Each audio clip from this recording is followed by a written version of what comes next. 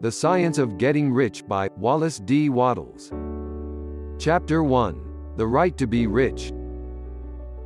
Whatever may be said in praise of poverty, the fact remains that it is not possible to live a really complete or successful life unless one is rich.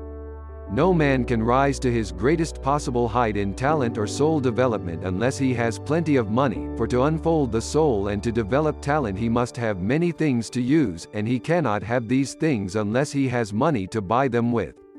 A man develops in mind, soul, and body by making use of things, and society is so organized that man must have money in order to become the possessor of things. Therefore, the basis of all advancement for man must be the science of getting rich.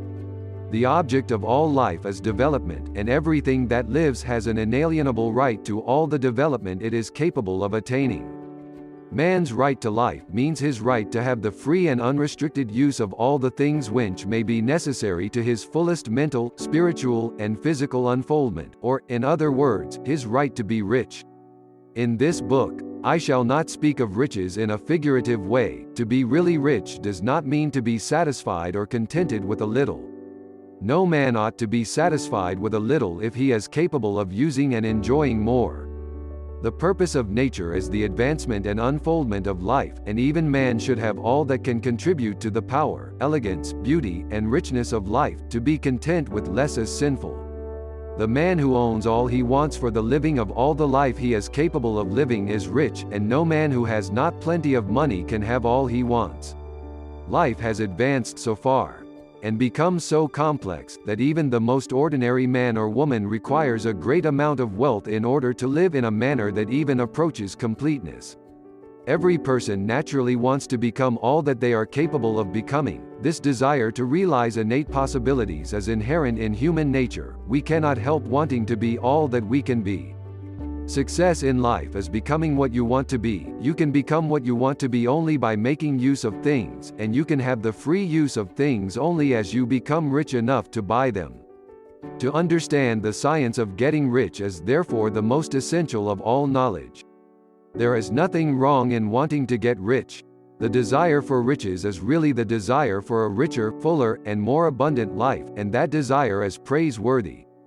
The man who does not desire to live more abundantly is abnormal, and so the man who does not desire to have money enough to buy all he wants is abnormal. There are three motives for which we live. We live for the body, we live for the mind, we live for the soul. No one of these is better or holier than the other. All are alike desirable, and no one of the three, body, mind, or soul, can live fully if either of the others is cut short of full life and expression. It is not right or noble to live only for the soul and deny mind or body, and it is wrong to live for the intellect and deny body or soul. We are all acquainted with the loathsome consequences of living for the body and denying both mind and soul, and we see that real life means the complete expression of all that man can give forth through body, mind, and soul. Whatever he can say, no man can be really happy or satisfied unless his body is living fully in every function, and unless the same is true of his mind and his soul. Wherever there is unexpressed possibility, or function not performed, there is unsatisfied desire. Desire is possibility-seeking expression, or function-seeking performance. Man cannot live fully in body without good food, comfortable clothing, and warm shelter, and without freedom from excessive toil. Rest and recreation are also necessary to his physical life.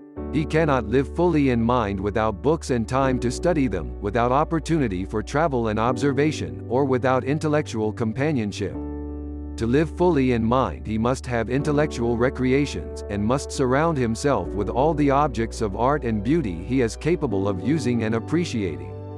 To live fully in soul, man must have love, and love is denied expression by poverty. A man's highest happiness is found in the bestowal of benefits on those he loves. Love finds its most natural and spontaneous expression in giving. The man who has nothing to give cannot fill his place as a husband or father, as a citizen, or as a man. It is in the use of material things that a man finds full life for his body, develops his mind, and unfolds his soul.